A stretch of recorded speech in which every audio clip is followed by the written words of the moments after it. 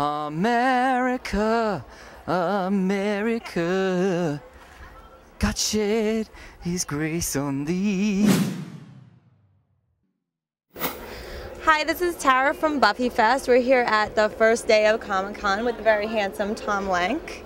I'm honored. I'm honored to be here with you and San Diego. We got these flowers for you. Thank you. Bougainvillea compliments. How's Comic-Con so far? I know you just walked in. I love it. It's a party. All right, so in about probably like an hour and a half, you're doing a LGBT Buffy panel. Yes. And how did you get involved with that? I have no idea. Okay. Other than the fact that Scott Alley, the guy that runs Dark Horse Comics, that does the Buffy comics, he asked if I wanted to come. And I think he assumed I was going to already be here. I don't. You guys are buddies. Yes, we're pals. I did my solo comedy show up in Portland, and he brought a bunch of people out, and he came, and we got a tour. That tour. I love that tour.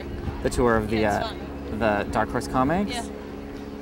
It was so interesting, but then everything was closed, and like the room we wanted to go in, the toy room. We were like, oh. But also, you were connected to Buffy, which obviously focused on LGBT issues with Willow and Tara. Yes. But I'm more interested in what you think about the idea that they left Andrew ambiguous. What do you think about that? Have they fully not committed yet? No. I enjoyed that. To me, I mean, when I was on the show, it had never been discussed, so it was. I think they used it for comedic purposes. The only comparison I can think of is next door on the Home Improvement show. The guy that looked over the fence. The neighbor, yes. It was like we're gonna go with this joke for all 7 years, right. And we're never gonna acknowledge it, and it's never gonna. So like.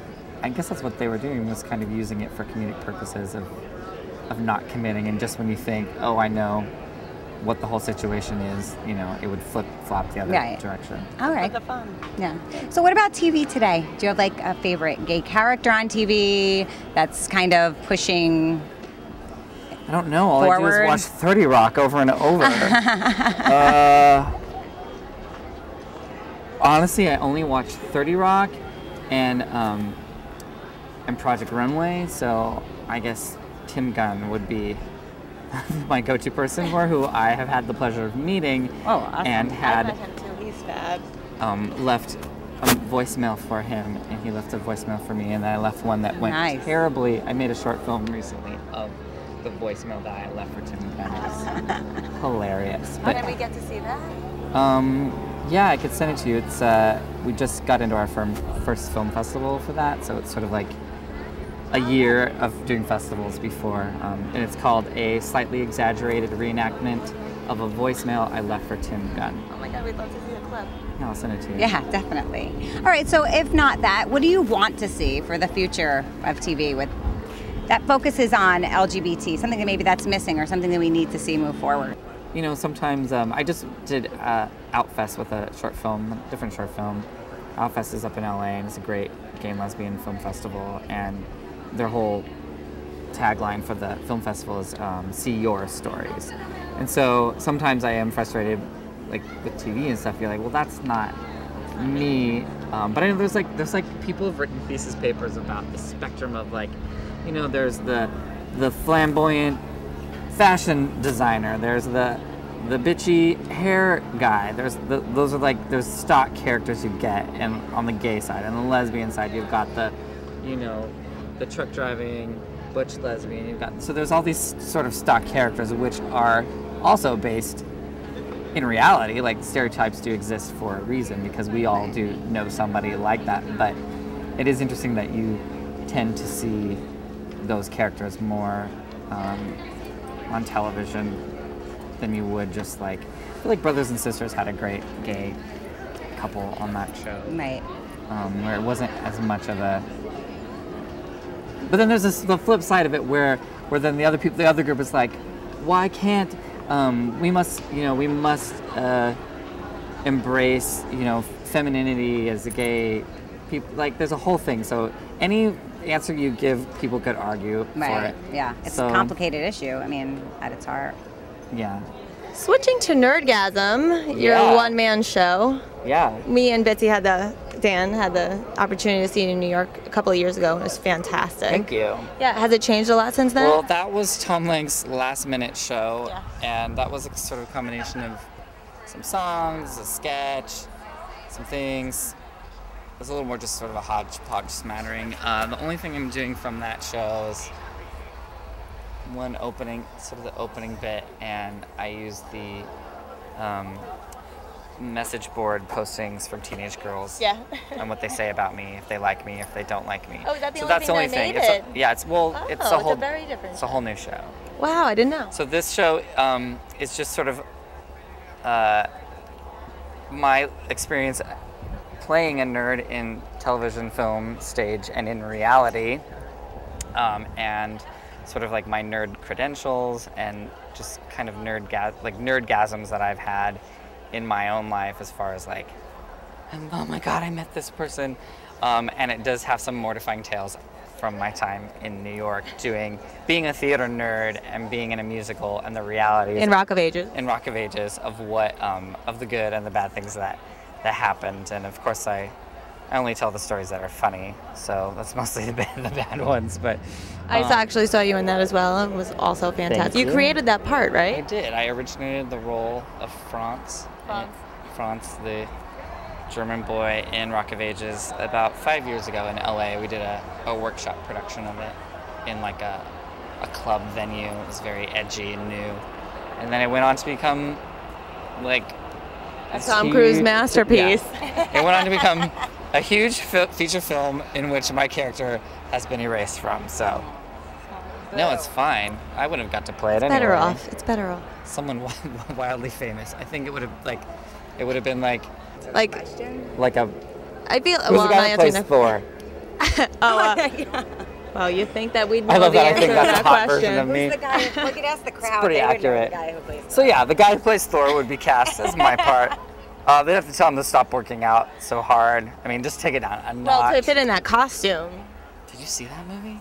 No, I mean your costume. The Oh pink. yeah. Oh sorry. The I pink just- number. I got distracted by my thoughts of the movie Thor. They all saw Thor. They all saw Thor. Ah man. Did you enjoy that film? They have choice words. I thought he was cute. I mean, I was into it.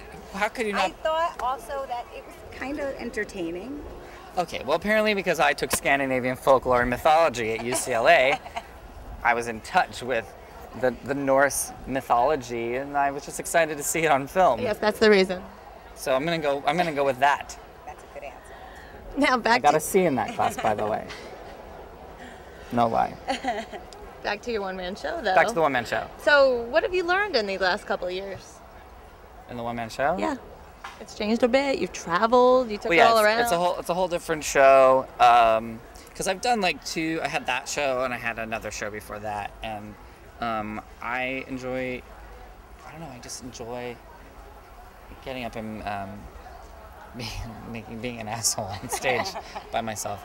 Actually, I had so much fun doing it, and I've traveled this past year all over the world doing this most recent show, and I've sort of just been testing stuff in different cities, and then we finally honed in on this sort of shorter version that's more sort of about my overall experience of being a nerd, as opposed to just being a theater nerd, which was, I think, sort of the focus of the older version of this. But we are taking it to Edinburgh, Scotland for the Fringe Festival, and we're making a documentary of it. Yes, good transition. You're making a documentary as I we got my speak. camera crew here. Right. We raised money for the movie on Kickstarter, fully funded by the people, for the people. And so, what? It'll be a film that's for nerds by nerds. How did you come up with this idea?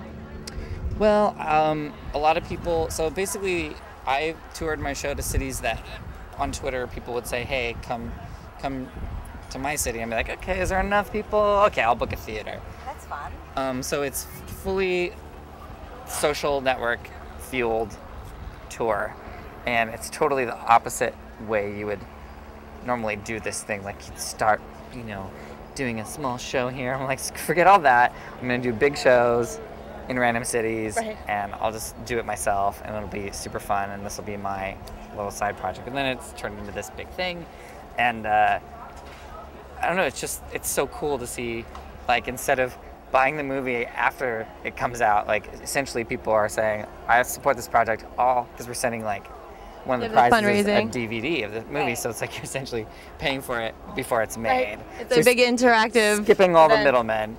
middlemen. But people on Twitter had said, oh, hey, when are you going to come to my city? And it's like, well, I don't think I'll ever go to that tiny town, you know, unless you can come to a bigger city.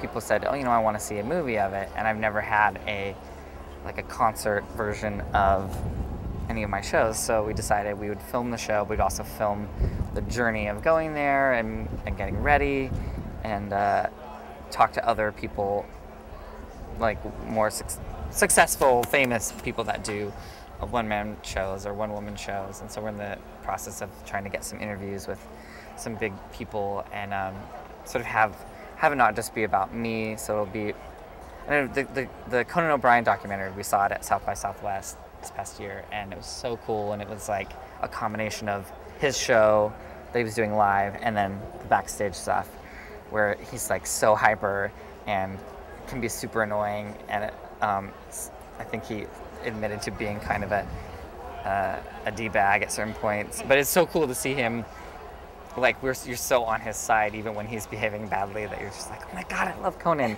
Right. Not that I need people to love me or have the same reactions, No, but that was a source of inspiration. sort of inspirational. And you know, I'm a big fan of like Sandra Bernhard, her DVDs of her one-woman shows, and I've gone to see her in New York at Joe's Pub, and she's so edgy and just doesn't care what people think, and I just love that. And I'm trying to think of other. So she's your one-man show hero? She's a one-man show hero. Conan, you know, it's different. Like Conan's was a one-man show. Hers is sort of stand-up plus storytelling plus random songs. So we're sort of crossing barriers. Like some of it's stand-up. My show's kind of storytelling and some music, some comedy songs. So and random artwork. I have a whole section where I bring the audience up and they show pictures that they've drawn, and I sing an improvised song about the artwork.